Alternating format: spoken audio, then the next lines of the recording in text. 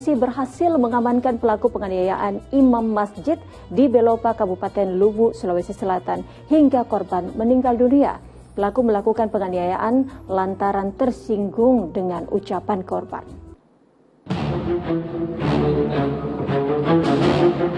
Inilah rekaman kamera pengawas CCTV saat seorang pemuda menganiaya imam masjid di Kecamatan Belopa, Kabupaten Luwu, Sulawesi Selatan pada 31 Desember 2021 lalu. Akibatnya, korban yang merupakan pensiunan guru sekolah dasar ini meninggal dunia setelah mengalami luka pukul di bagian kepala dan muka setelah sebelumnya sempat menjalani perawatan di rumah sakit. Peristiwa terjadi saat korban yang hendak melaksanakan sholat subuh ditabrak pelaku saat berjalan menuju ke masjid. Tersinggung dengan ucapan korban, pemuda berusia 22 tahun ini menunggu korban di masjid dan langsung melakukan penganiayaan. Tersangka hampir menyerempet korban di jalan sehingga korban menegur tersangka bahwa bodoh ini, sehingga disitulah ketersinggungan. Sejauh yang kita peroleh sampai saat ini satu orang. Dari keterangan saksi-saksi satu orang. Dan juga petunjuk-petunjuk yang kita peroleh termasuk gambar CCTV bahwa yang datang ke masjid di mana TKP itu hanya satu orang.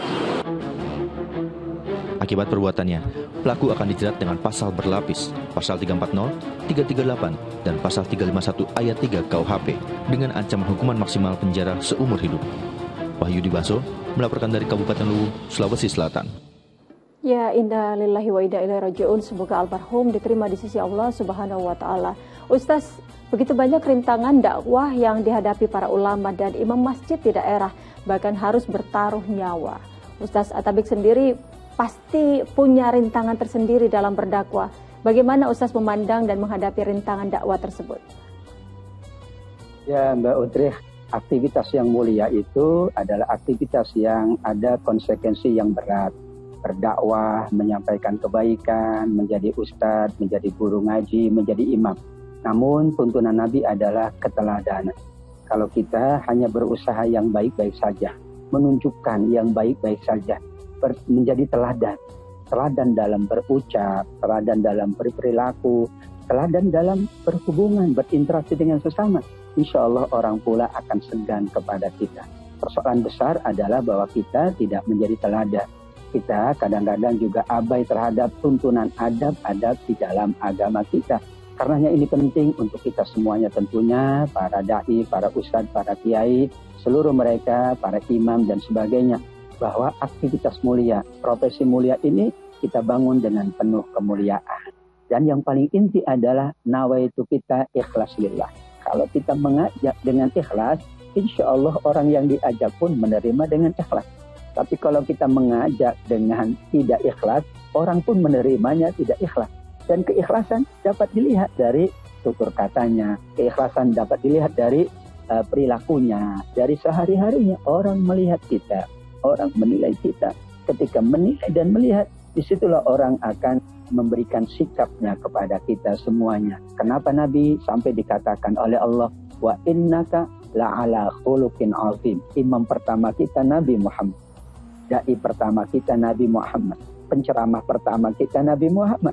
Dijamin oleh Allah. Dan itulah yang membuat orang kagum dengan Nabi. Wa innaka la'ala khuluqin azim. Sungguh engkau wahai Muhammad, imam yang berakhlak mulia, ustadz yang berakhlak mulia, dai yang berakhlak mulia, nabi yang berakhlak mulia. Maka akhlak adalah tuntunan utama dalam menjalankan aktivitas mulia kita, insya Allah. Dengan berbekal akhlak yang mulia, menjadi teladan, berusaha untuk membalut diri kita dengan keteladanan, mengikuti Nabi, para sahabatnya, para tabi'in, dan para ulama sebelum kita. Mudah-mudahan kita dihindarkan dari rintangan-rintangan, kita dihindarkan dari hal-hal yang merugikan diri sendiri dan merugikan pula masyarakat secara umum. Ustaz, setiap kali ada ulama yang meninggal, umat Islam kerap mengaitkan dengan hadis Nabi tentang semakin dekatnya hari kiamat karena ilmu-ilmu Allah yang tercabut dari muka bumi.